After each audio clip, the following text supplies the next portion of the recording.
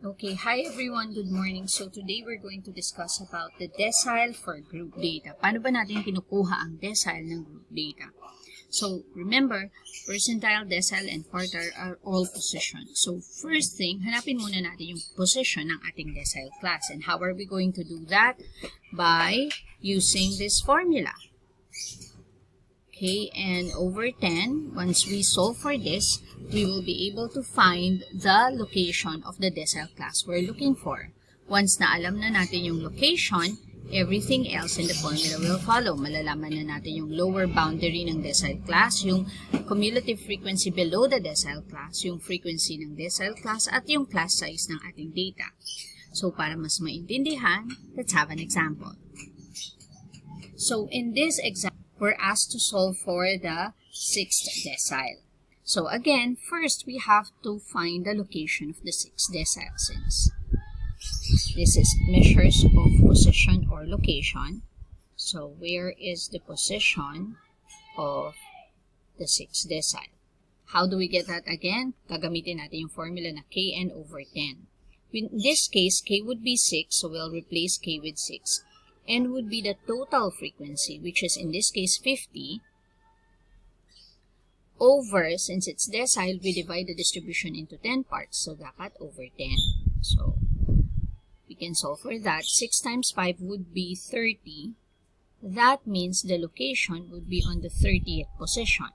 Now, sa less than cumulative frequency, dun natin hahanapin si 30. And looking at it, walang 30. But that's okay. If 30 is not in the less than cumulative frequency, we have to get the what? The nearest higher value than 30. And magfo-fall siya sa 33. Now, kung nasaan si 33, ang tawag natin doon, yun na ang ating magiging decile class, decile 6 class. Ibig sabihin, 36 to 40, yan ang ating location ng 6 decile class. Okay. Now, once we have the location, the next thing is to apply the formula. To find the value of decile 6, applying the formula will have the lower boundary. At ang lower boundary nitong class na 36 to 40 ay 35.5. So, i-key natin si 35.5 plus. Sabi sa formula, kn over 10, which we solved earlier. So, isulat na lang natin. At ang nasolve nating value ay 30 minus cumulative frequency below.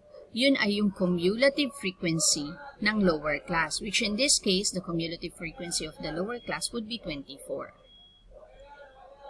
Over the frequency of the decile class, the 6th decile, anong frequency niya? In this case, ang frequency niya ay 9, so over 9 times the class size, 36 to 40, ilang numbers yan? 36, 37, 38, 39, 40, 5 numbers, so ang class size natin ay 5. Now, we simply key in that in our calculator.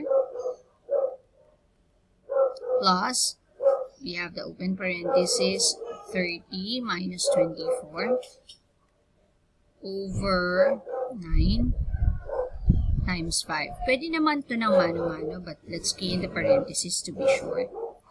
Okay, so we key in everything already. We click on equal sign. Ang sagot natin ay 233 over 6, or we click on SD para maging decimal siya.